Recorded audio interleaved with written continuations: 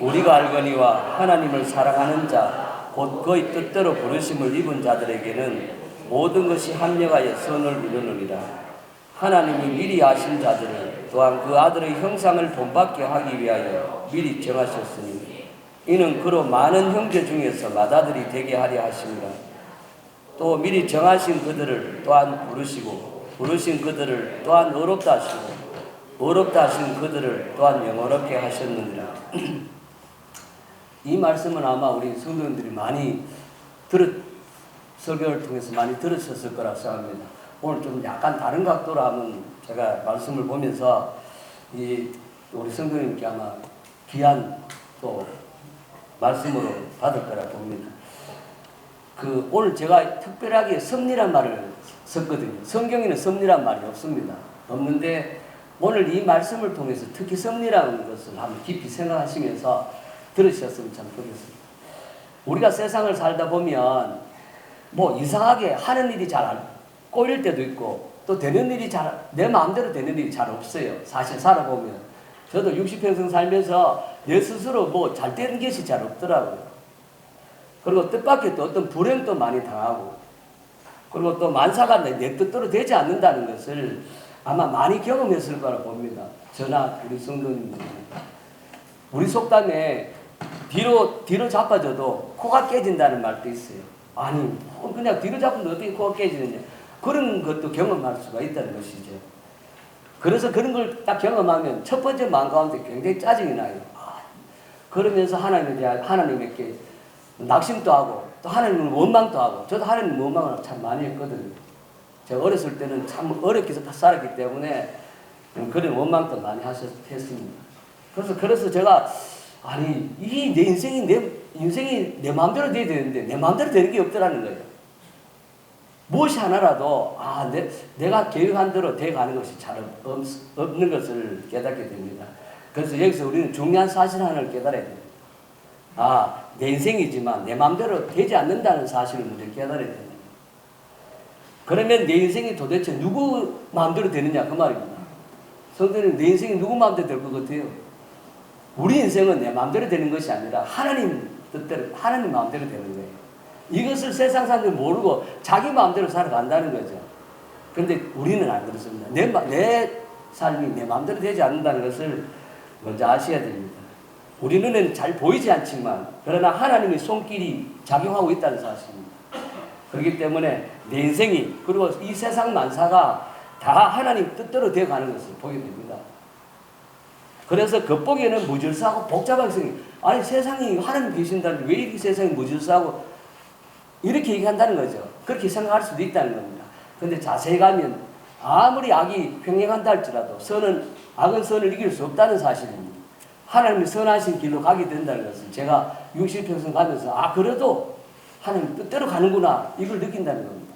예수 믿지 않았을 때도. 예수 믿으면 더더욱 말할 것도 아니지만 그래서 진짜 뚜렷한 방향으로 진행하더라는 거예요. 이런 현상을 가리켜서 많은 사람들이 하나님의 섭리라고 그러나요. 하나님의 섭리. 그래서 이 섭리란 말은 한자어를 보면 섭자가 붙들섭입니다. 그리고 리자는 가리킬 리자입니다. 가리킨다는 것. 그래서 이 말을 조합하면 하나님이 우리를 붙드셔서 하나님이 이끌어 가시고 다스린다는 사실입니다. 이 섭리입니다. 섭리. 그래서 우리 우주 만물이든 이 세상 모든 사람이든 다 하나님이 손에 의해서 이끌려가면서 다스리고 그 다음에 주관해 가신다는 것을 깨달아야 됩니다. 우리 인생도 하나님의 손에 달려 있습니다. 따라서 하나님의 섭리는 우주 만물과 우리 모든 인생을 다스려 가시고 하나님은 지금도 영원토록 살아계셔서 우주 만물과 우리 모든 인생을 보존하시고 다스려 가시고 주관해 가시고 있다는 것을 아셔야 됩니다. 이렇게 하나님의 섭리 가운데 있는 이유가 있어요. 왜 우리 하나님 섭리 가운데 있냐면 하나님이 이 천지 만물을 창조하시고 하나님의 형상을 닮은 인간을 만드셨기 때문에 하나님이 주인이기 때문에 하나님이 창조이기 때문에 그렇다는 겁니다. 만약에 우리가 성도님 제가 만약에 컴퓨터를 만드는 내가 그 컴퓨터를 마음대로 그저 움직이는 것처럼 하나님이 우리 인생을 그렇게 창조하셨기 때문에 그렇습니다. 말하자면 하나님은 우주 만물과 우리 인생에 대해서 절대 주권을 갖고 계신다는 절대 주권입니다. 그러면 우리가 인정하든 인정하지 않든 보이지 않는 하나님의 손길에 의해서 움직여가고 있다는 것을 아셔야 됩니다. 문제는 섭리라는 단어가 성경에 나오지 않습니다. 그러나 성경 곳곳에 섭리에 대한 이런 이런 사실들을 눈이 증명하고 있습니다. 특별하게 사무엘상 2장을 보시면, 사무엘상 2장에 보면 누가 나오는, 사무엘상 2장 쭉 내용을 다 보시면 거기는 한나라는 여자가 나옵니다. 한나라는 여자가 나오는데 이 한나의 신앙 고백이 2장, 사무엘상 2장 쭉 나옵니다. 그녀는 아이가 없어서 고통 가운데 겪다가 기도하는 중에 사무엘을 낳게 됩니다. 자, 사무엘을 딱 낳고 나서 그 다음에 한나가 사무엘상 2장 6절에서 7절까지를 가지면서 하나님의 섭리에 대해서 고백하고 있습니다. 한번 찾아보시겠습니다. 이 말씀을 사무엘상 2장 6절 7절입니다.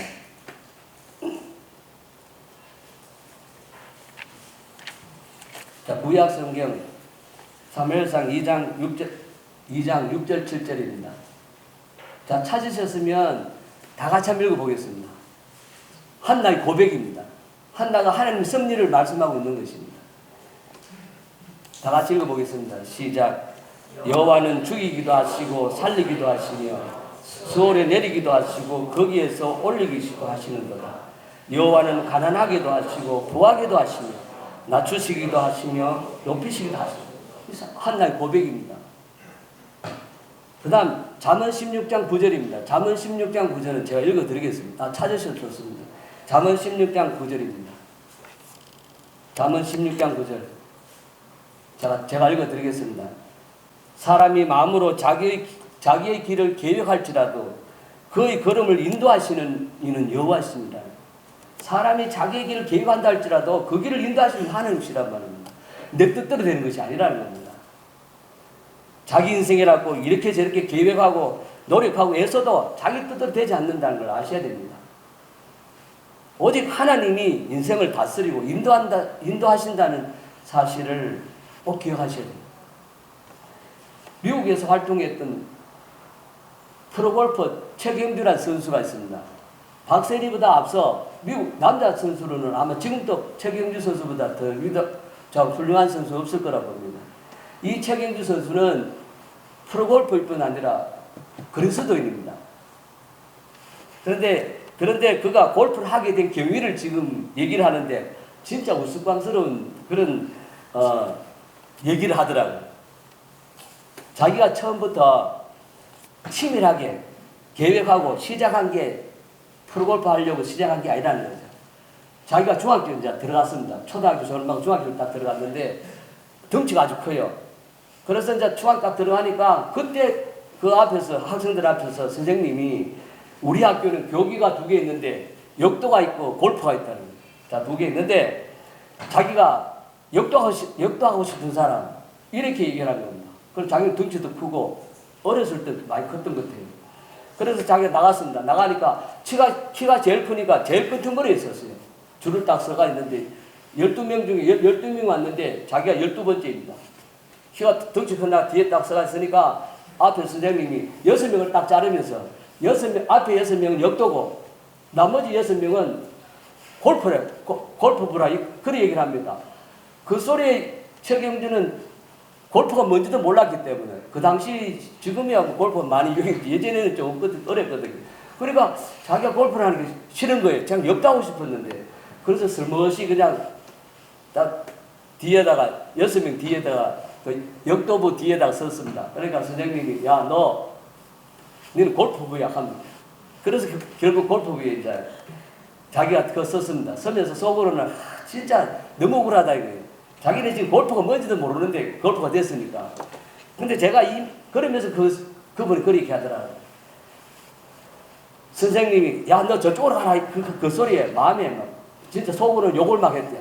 우리 경상도 욕 시자에 많이 붙는 그런 말 욕을 하면서 기분이 굉장히 나빴대요. 자 그렇게 골프를 시킨 선생님이 자기 자신도 오늘 대선수가 되리라고 아무도 꿈에도 몰랐다는 사실입니다. 그걸 얘기하는 거예요. 인생을 살다 보면 이런 경우 허다하다는 거. 내가 의지적으로 생각하고, 그 다음 계획하고, 노력한 일들이 많지만, 그러나 오히려 인생이 중요한 일일수록 내 뜻대로 되지 않는 것을 아셔야 돼요. 내 뜻대로 잘 안 된다는 거예요. 나 자신의 의지와 상관없이 되는 일들이 많다는 것을 아셔야 돼요. 이게 바로 하나님의 섭리입니다. 저도 그렇습니다. 오늘 제가 간증하려고 하면 시간이 많지만 짧게 간증을 하고 싶은 게 있습니다. 제가 교사 되는 거하고, 그리고 디모데학교 교사 되는 두 가지 간증을 잠깐 드리고 싶은 게 있어요. 저는 어렸을 때 교사 되고자 하는 건 꿈에서 생각 못 했었어요. 근데 왜 교사가 됐느냐, 그러면. 교사 되는 것을 후회하는 게 아닙니다. 저는 개인적으로 교사 된 것만큼 하나님께 축복받은 것이 없다고 느끼거든요. 왜냐하면, 그래도 아이들하고 같이 생활하면 제 마음이 선해지거든요. 우리가 세상 가운데 살면 마음이 악해지는 것이 아니라 세상 가운데 그런 그 비리를 많이 보잖아요. 근데 학생들이 선한 마음을 보면서 제가 악한 마음을 품을 수는 없잖아요. 그래서 지금까지 오면서 참 마음에 감사가 돼요. 근데 제가 교사 되기가 꿈에도 생각 못 했는데 교사 됐어요. 그것도 어렸을 때는 가정 형편이 어려워서 학교를 못 다녔었어요. 우리 어렸을 때 우리 동료들 중에 중학교 간 아이도 별로 없었습니다. 그렇기 때문에 그래도 이제 저는 초등학교 졸업을 딱 맡았는데 그때는 공부를 좀 했어요. 그러니까 선생님이 야 병준 너 이렇게 그냥 촌에서 농사지면 평생 농사꾼이 되니까 도시를 나가면 네가 충분하게 공부할 수 있는 검정고시 있고 하니까 그럼 나가래요. 그래서 저희 고향이 영천이거든요. 영천 고경입니다. 영천 고경이면 그 시골인데 그래서 대구로 나왔죠. 그럼 대구 나와서 검정고시도 하고 공장도 다니고 검정고시 다 하고 나중에 이제 대학교를 갈 쯤 됐을 때는 저는 공무원을 했어요. 그 공무원이 만약에 예를 든다면 대구에서만 했더라면 저는 경대학 사대 안 갔을 거예요. 아마. 그런데 공무원이 영덕을 가게 됐습니다. 그 영덕을 가니까 이게 뭐 가는 대학교 제 친구들이 그 많은 아이들이 초등학교 졸업하고 대구를 나왔는데 많은 아이들이 대구 나올 때는 돈 벌러 나왔을 겁니다. 저는 돈은 지금도 저는 돈에 대해서 관심 없어요. 공부하는 것에 대해서 관심이 많습니다. 공부에 대한 포복이 있는 사람입니다. 그러니까 많은 친구들이 다 나왔지만 저만 공부했기 때문에 공부하는 길로 가서 교사 나머지 친구들은 돈 벌입니다. 부자 되려고 그랬고 저는 그런 마음이었습니다. 그러니까 공무원을 하면서도 항상 생각하기를 대학교를 가야 되는데 그 공무원 한 것도 대학교 가기 위해서 한 것이죠. 그래서 했는데 결론은 학교가 공무원이 하는 곳이 너무 멀기 때문에 대학교 가기 어렵더라고요. 그래서 저는 느꼈던 게 그러면 그때는 이제 만약에 대구에 있으면 사대 안 가려고 그랬죠. 영대나 영대 법대나 야간 대학을 다니려고 생각했는데 멀다 보니까 그래서 공무원 하면서 사범대 가게 되는 거는 경대사대는 국립이기 때문에 공락은 경제사거든요. 그래서 이제 공부가 경대사대를 가게 돼요. 그게 제가 가게 된 교사 된 시발점입니다. 근데 지금 와서 보니까 그래서 그 당시는 교사만 딱 자기 졸업만 하면 무조건 교사가 되니까 지금처럼 임용이 되면 또 마음이 달랐을 텐데 그렇게 해서 저는 교직을 천직으로 생각했습니다. 교직이 있으면 진짜 아이들을 무엇이 정한지 생각하고 아이들을 열심히 가르치겠다고 저는 죄송합니다. 교만하게 또 어쨌든 그랬습니다. 그래서 저는 교사를 하다가 그 다음에 이제 제가 디모데학교를 가게 된 거는 이제 디모데학교 생기기 1년 전입니다. 1년 전에 2015년도 디모데학교가 개교하는데 제가 2012년도에 학교를 그만뒀어요. 52에 명퇴를 했죠. 자매한테도 크게 우리가 명퇴하겠다 얘기하지도 않고 그냥 어느 날 갑자기 그냥 얘기를 했습니다. 그러나 자매도 처음에는 좀 거절했다가 나중에는 이제 승낙을 해가 2012년도 이제 명퇴를 했습니다. 그때 52살이었어요. 그러고 나서 그때 명퇴할 때는 디모데 학교를 간다고 생각한 게 아니고 꿈에도 생각 못했어요. 그때는 디모데 학교에 대한 건 알았지만 저는 선교 가려고 그리고 선교 가려고 선교제를 이렇게 다니다가 마지막 2015년도 개교할 때는 자연스럽게 주님이 선교를 보내는 것이 아니라 디모데 학교를 보내셨어요. 그래서 지금까지 디모데 학교에 있습니다. 그러니까 이것을 보면서 느꼈던 게, 내 뜻대로 되는 것이 전혀 없구나. 그러면서 하나님의 선하신 뜻이 섭리구나. 이걸 깨달은 거예요. 그래서 지금은 아무것도 주님 뜻대로 하는 것이. 지금은 주님 언제 부르실지 모르겠지만 부르실 때까지는 주님의 영광에 살다가 주님 부르실 때 감사함으로 갈 거라고. 모든 마음들이 다 내려놓더라고요. 주님. 제가 그래서 디모데학교 가는 것도 제 뜻이 아니지만 주님이 이미 길을 다 만들어 놓으시고 그 길을 그냥 자연스럽게 인도하시는 것을 보게 됩니다. 우리가 인생을 살면서 이와 같이 하나님의 섭리를 의식하면서 살아가는 것은 대단히 중요합니다. 이런 사실을 모르고 우리 인생을 내 마음대로 산다 하면 어떤 일이 딱 부딪히면 그거 팔자로 생각합니다. 이거 팔자지 뭐. 안 그러면 이거 참 운수다. 이렇게 생각한다는 거예요. 안 그러면 그냥 인생이라는 거는 다 그냥 우연히 내 인생이 그렇게 만들어졌구나 이렇게 느낀다는 겁니다. 그리고 그러다 보니까 많은 사람이 인생을 살 때 어떻게 사느냐, 엉벙덩벙 산다는 거예요. 그냥 어차피 다 팔자고 다 운수고 이렇게 간다는 겁니다. 그러다 보니까 그렇지 않으면 일확천금을 노리고 세상 다시 죽으면 세상 끝이라고 생각하고 일확천금을 노리면서 이렇게 한탕 뒤로 살아가든지, 잘못하면 많은 사람들이 미신에 빠져서 이렇게 자기 인생을 점쟁이에 이렇게 맡기는 이런 인생을 산다는 겁니다. 반면에 하나님의 섭리를 의식하면 참된 신앙을 가질 수가 있는 것입니다. 우리 인생을 지혜롭게 살 수가 있다는 것입니다. 한마디로 말해서 하나님의 섭리를 알고 그리고 사는 사람과 그렇지 않는 사람의 삶의 인생은 하늘과 땅 차이라는 것을 아셔야 됩니다. 아무쪼록 우리는 하나님의 섭리를 의식하면서 살아가는 지혜로운 우리 강북교회 성도님들이 되었으면 참 좋겠습니다. 그러면 하나님이 섭리하는 목적이 뭐냐? 왜 하나님이 우리를 섭리하느냐? 목적이 있다는 겁니다. 그래서 이 목적은 하나님이 섭리대로 살아가는 게 얼마나 복이신 것을 우리는 깨달아야 됩니다. 우리 성도님들은요, 그래도 하나님이 우리 인생을 이렇게 섭리 가운데 인도하는 것을 깨달은 것만도 엄청난 복이라는 걸 알게 됩니다. 왜냐하면 하나님의 섭리의 목적이 두 가지입니다. 하나님 입장에서는 하나님의 영광을 섭리합니다. 그 다음 두 번째, 사람의 입장에서는, 인간의 입장에서는 딱 두 가지입니다. 구원과 축복입니다. 하나님 우리를 섭리하는 것, 축복 주시기, 구원받게 하시고 축복 주시기 위해서 이렇게 우리를 섭리해 가신다는 것을 아시면 됩니다. 하나님 우주 만물과 우리 인간을 창조하신 것도, 우리를 죄와 사망에서 구원하신 것도 다 하나님의 영광을 위해서 하는 것입니다. 영광. 그러므로 세상 만사와 우리 인생은 누가 뭐래도 하나님의 영광을 위해서 이루어져 살아야 됩니다.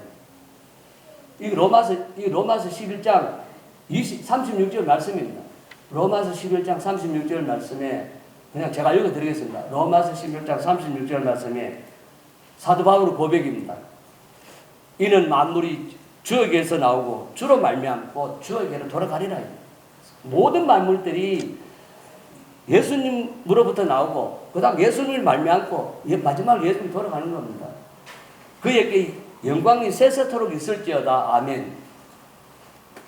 우리 인생과 세상 만사의 이치를 깨달은 사도 바울의 고백이다 그 말입니다. 하나님은 하나님의 영광을 위해서 모든 것을 다스리고 그리고 이끌어 가신다는 것을 아셔야 됩니다.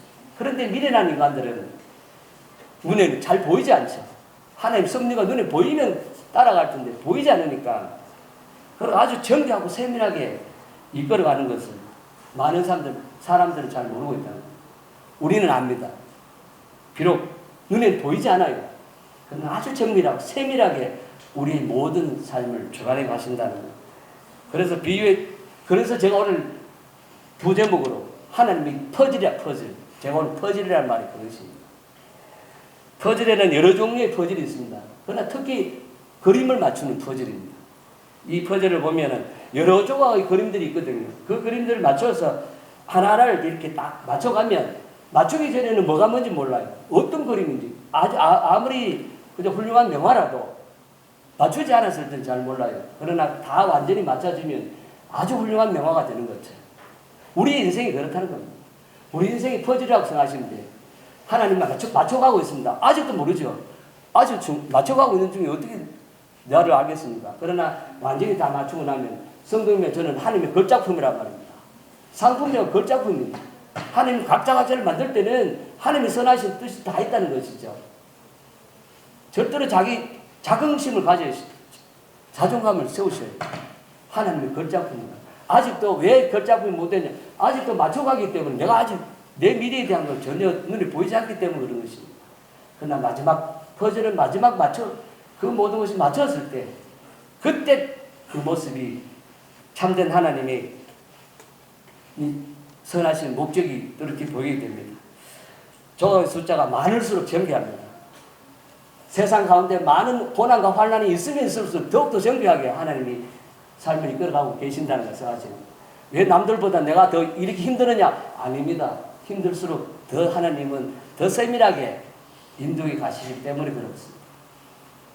하나님은 우리 인생의 수많은 조각들을 하나하나 맞춰가고 있는 중입니다. 지금도.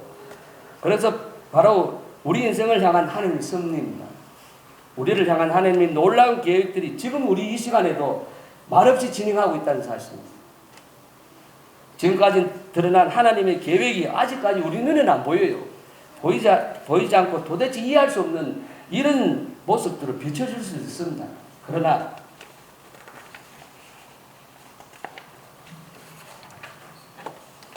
우리가 하루하루 인생을 살아갈 때에 순간순간 우리의 모습들을 보면 때로는 하나님께 원망, 하나님 왜 지금 뭐하고 계시느냐고.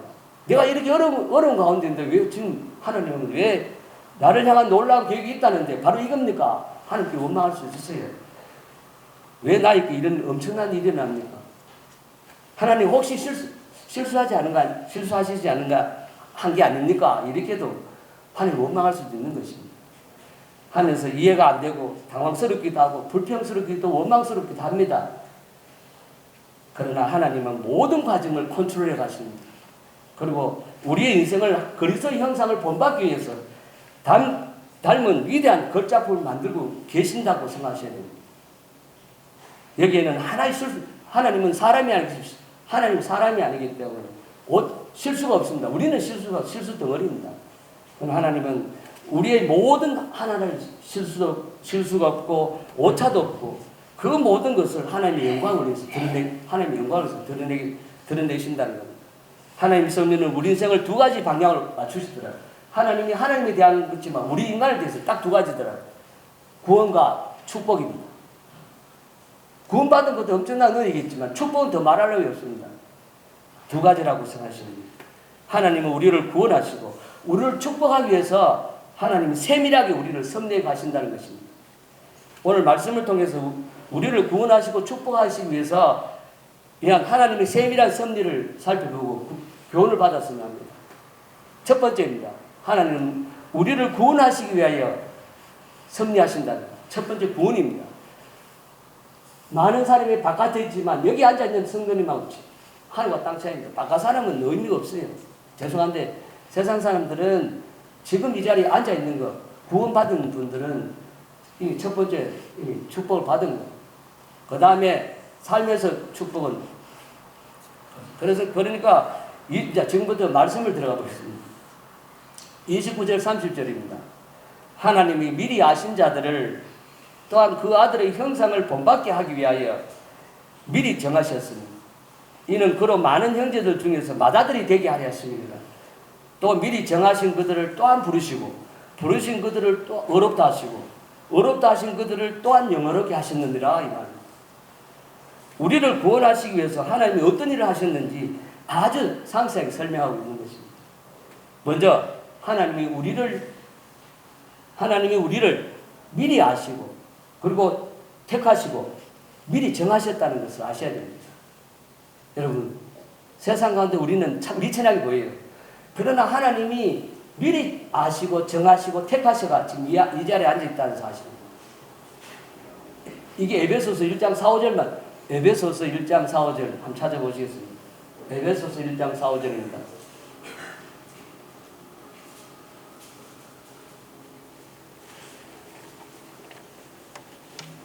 에베소서 1장 4, 5절. 자, 찾으셨으면 다 같이 한번 읽어봅니다. 에베소서 4장, 자, 1장 4, 5절. 자, 시작. 창세전에 그리스도 안에서 우리를 택하사 우리로 사랑 안에서 그 앞에 거룩하고 흠이 없게 하시려고 그 기쁘신 뜻대로 우리를 예정하사 예수 그리스도로 말미암아 자기의 아들들이 되게 하셨으니, 여기도 보니까 내가 하나님을 알기도 전에, 태어나기도 전에, 창세 전에 영원 전에 미리 하나님 우리를 아신대요. 우리를 아시고 미리 정하셨다고 그렇게 말씀합니다. 그 목적은요, 하나님의 기쁘신 뜻대로 우리를 거룩하고 흠이 없게 하시려고 우리를 구원해 주셨어요. 흠이 없는 하나님의 자녀가 되게 하기 위해서입니다. 또한 우리를 예수님의 형상을 본받게 하기 위하여 미리 정하시고, 그리고 또 하나님의 아들을 많은 형제 중에 맏아들이, 만약에 예를 들면 하나님이 아들 예수 그리스도 한 분만 있다면 맏아들이 아니잖아요. 그냥 하나님의 독생자입니다. 근데 하나님이 맏아들이 되기 위해서는 뭐다? 세상에 많은 아들이 있어야 됩니다. 그 중에 성도님, 저가 그렇다는 겁니다. 그러니까 하나님은 우리를 구원해 줄 수밖에, 자기의 아들을 맏아들 되기 위해서는 많은 사람들을 아들로 받아야 됩니다. 그러니까 우리가 이렇게, 비록 하는데 우리를 통해서 예수님이 맏아들이 되는 겁니다. 이를 위하여 우리는 구원의 긴 과정을 하나하나 이루어가신 하나님. 자, 다음은 첫 번째는 창세전에 하나님이 계획과 뜻하신 대로 이렇게 택하셨어요. 자, 두 번째는 우리의 생애 가운데 어느 순간에 택했던 분들을 부르셨어요. 지금 부르면 받은 거예요. 부르셨습니다. 이것을 성경에는 소명이라고 합니다. 소명이라고 얘기합니다. 이것 또한 디모데후서 1장 9절 말씀입니다. 디모데후서 1장 9절 말씀을 한번 찾아보세요. 디모데후서 1장 9절 말씀이 있습니다.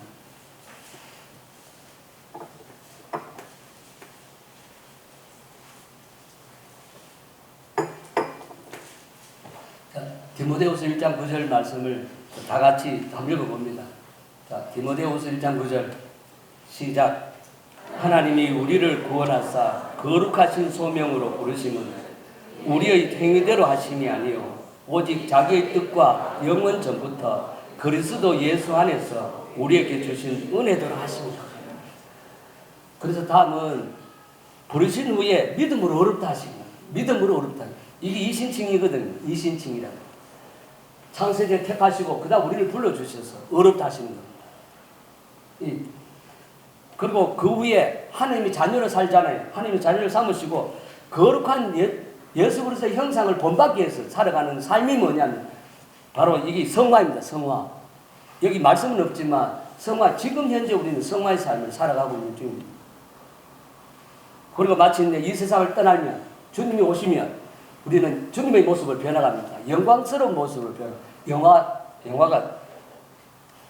영화롭게 하신다. 이것을 영화라고 합니다. 이것이 구원의 마지막 완성입니다.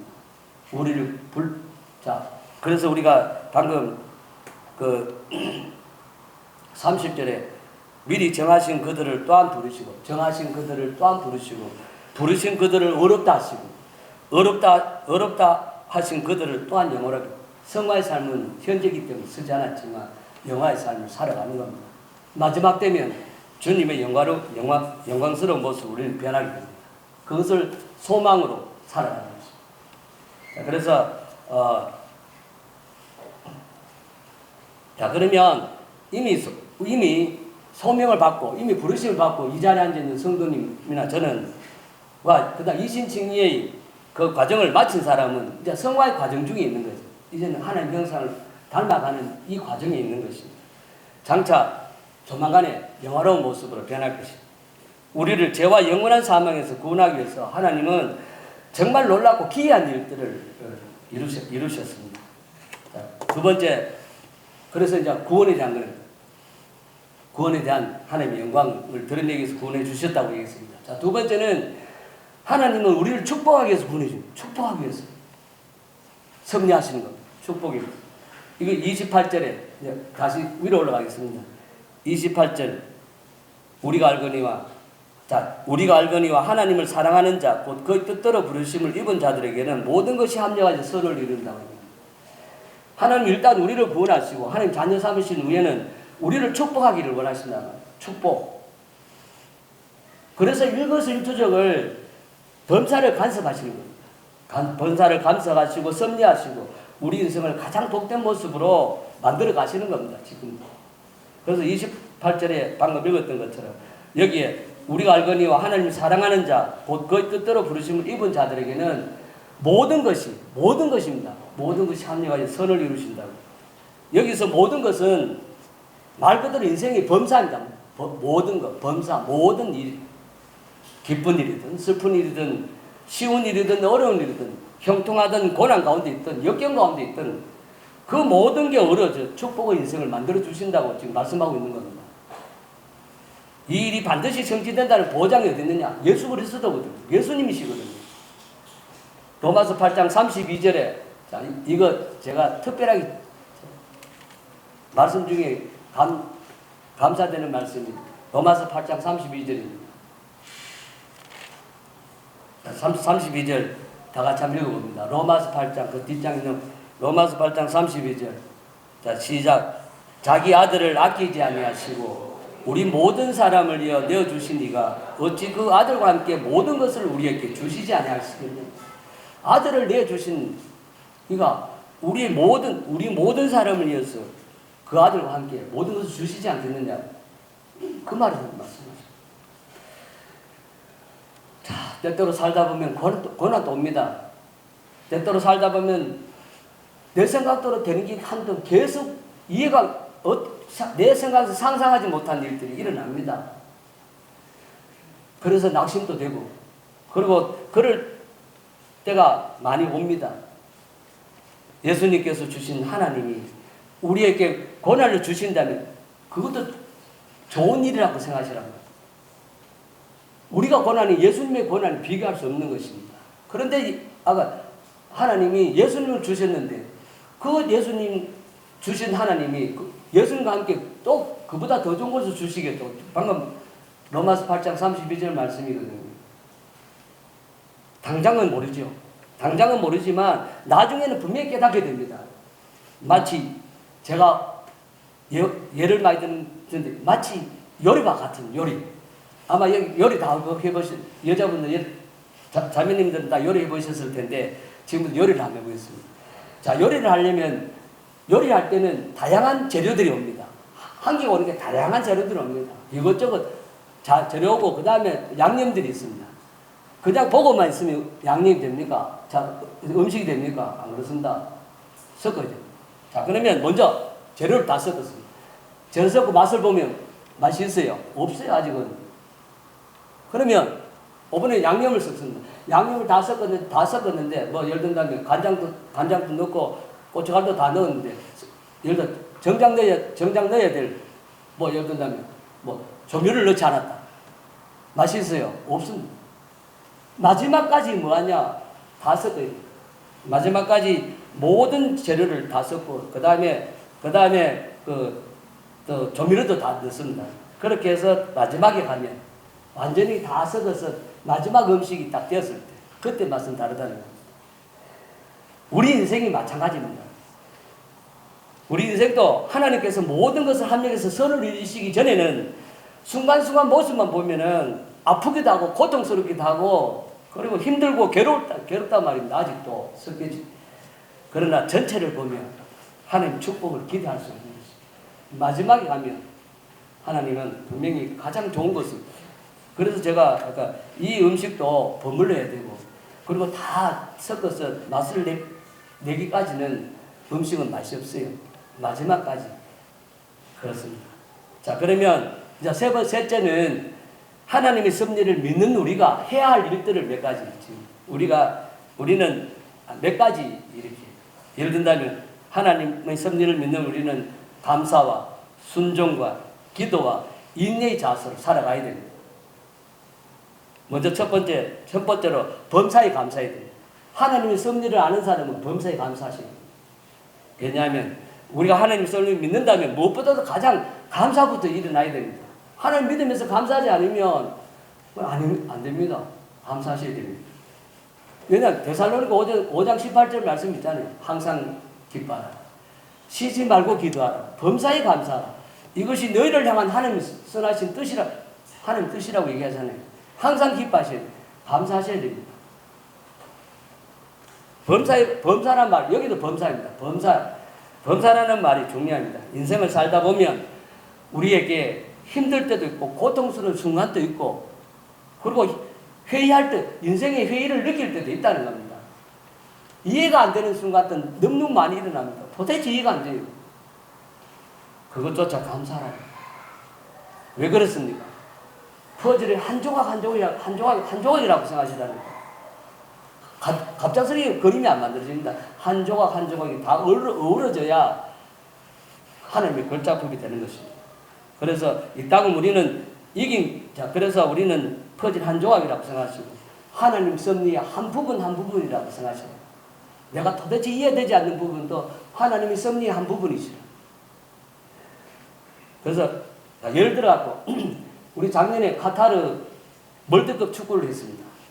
그때 우리는 포르투갈의 경기에서 우리는 분명히 질 거라고 얘기했습니다. 그런데 거기서 2대1로 이겼습니다. 자, 지금 그것을 녹화 방송하고 있습니다. 자, 그러면 우리가 녹화 방송을 딱 들으면 우리 마음은 어때요? 아주 편안합니다. 느긋합니다. 왜? 그건 이겼기 때문에. 똑같다는 겁니다. 그러니까 만약 녹화 방송을 보고 있으면 먼저 실점을 당했거든요. 실점 당해도 두렵지 않습니다. 그리고 그들이 우리보다 훨씬 실력이 많아도 두렵지 않다는 겁니다. 호날두가 아무리 훌륭해도 두렵지 않고 이겼는데요. 이긴 게임이라는 거. 성도님의 삶이 그렇단 말입니다. 마지막에 가면 성도님 이긴단 말이에요. 세상을 넉넉히 이기느니라 주님 말씀하시는 거잖아요.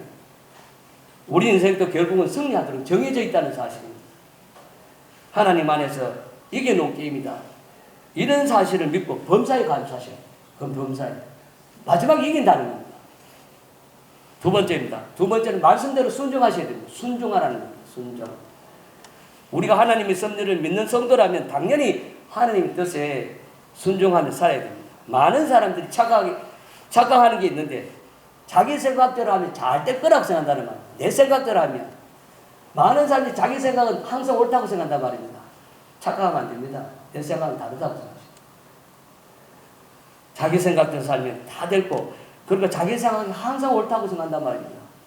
그러나 그것은 정말 착각입니다. 잠언 14장 12절 말씀, 잠언 14장 12절 말씀에 어떤 길은 사람 보기에 바르나 필경은 사망의 길이다. 이 말. 어떤 길은 사람 보기에, 우리 눈에 보기에는 바른 길인데 필경은 사망의 길이라고 해요. 자기 생각에 올바른 것 같아도 나중에 보면 멸망의 길임을 깨달아야 됩니다. 깨닫고 후에 막심한다는 겁니다. 그러므로 내 뜻대로가 아니고 주님 뜻대로 되는 겁니다. 그래서 주님 뜻대로, 주님 말씀에 순종하라고 얘기합니다. 주님 뜻대로 순종하고 살아갈 때 우리는 승리하는 삶을 살 수가 있는 것입니다. 그래서 우리는 말씀의 인도를 받아야 됩니다. 주일날 열심히 하셔서 말씀 많이 들으시고 스스로 큐티하시고 하나님 말씀 안에서 힘이 있고 능력이 있다는 겁니다. 우리의 말이 아닙니다. 사람은 자기 생각으로 하면 안 됩니다. 말씀을 통해서 하나님은 우리의 인생을 길을 인도하십니다. 시편 119편 105절 읽기 잘하는 말입니다. 주의 말씀은 내 발의 등이다. 내 발의 등이고 내 길이 빛입니다. 여러분, 인생에 가는 길이 어두워서 앞길을 모를 때 말씀 앞에 가시라. 그러면 내 가는 길을 훤히 비춰주는 말씀이 하나님 말씀이라는 것을 아시게 됩니다. 우리 길을 갈 때에, 여행을 할 때 가장 중요한 것이 뭐냐? 우리가 무엇을 하든지 여행하거나 어떤 길을 갈 때에 가장 중요한 것은 방향입니다. 방향이 다르면 안 됩니다. 방향만 맞으면 괜찮습니다. 올바른 방향만 맞으면 마지막에 가면 그 길에 맞은 목적지에 도달합니다. 그런데 방향이 달라버리면 안 된다는 거예요. 그래서 올바른 방향을 맞추고 계속 가다 보면 결국은 목적지에 도달하게 됩니다. 신대륙을 발견한 콜럼버스가 스페인에서부터 1492년 스페인의 10월 달에서 출발했습니다. 그래서 서쪽으로 가면 분명히 어딘지 모르겠지만 신대륙이 있을 거라고 생각을 하고 출발했습니다. 출발할 때부터 사람들과 마음이 굉장히 좋지 않았어요. 단산 같은 포기했을 텐데 콜럼버스는 끝까지 항해합니다. 오직 서쪽입니다. 그런데 가는 길목에 풍랑이 일고 이러니까 막 선원들이 막 계속 시위하고 막 보통 사람 같으면 포기해야 될 그런 상황인데도 콜럼버스는 끝까지 자기 일지에다가 오늘 또 서쪽으로 항해하니라 계속 저를 갑니다. 그러다가 어디 가느냐? 북아메리카 바하마 제도까지 갑니다. 그 섬이거든요. 미국이 가장 가까운 섬에 도달하는 거예요. 그래서 미국의 국경일이 뭐냐? 콜럼버스 데이입니다. 콜럼버스 그렇습니다. 그래서 콜럼버스는 출발부터 어려웠지만 그 모든 날씨나 환경이나 음식 이런 불평거리 속에서도 끝까지 항해했기 때문에 오직 서쪽으로 갔기 때문에 마지막에 그는 신대륙을 발견합니다. 우리 또한 사람이 뭘 하든 세상 풍조가 어떠하든 하나님의 뜻대로 말씀대로 순종하면 분명히 인생길은 확실한 인생길을 가게 됩니다. 그러면 반드시 승리하게 된다는 것 말씀을 통해서 느낍니다. 자, 세 번째, 쉬지 말고 기도합니다. 쉬지 말고 기도해요. 우리가 하나님의 섭리를 믿기 때문에 기도하면서 살아야 됩니다. 기도는 우리가 착각하는 기도는 내 뜻을 이루려고 기도하는 게 아닙니다. 하나님의 뜻을 이루지. 내 뜻을 이루는 게 아니라 하나님의 뜻을 이루기 위해서 기도하는 겁니다. 내가 기도하지만 일은 누가 합니까? 하나님이 하시잖아요. 우리는 할 수 있는 능력이 없어요. 인간은요, 한마디로 저도 그렇다. 살아와 보니까 내가 뭘 하려고 했을 때는 되는 게 하나도 없다는 거예요. 하나님의 뜻대로 가셔야 돼요. 내가 기도하고 내가 하는 게 아니라 하나님 하신다는 거예요. 하나님. 그것이 뭐 예레미야 33장 2절 3절 말씀입니다. 예레미야 33장 2절 말씀, 2절 3절 말씀이 그 말입니다. 한번 찾아보시겠습니다. 예레미야 33장 2절 3절.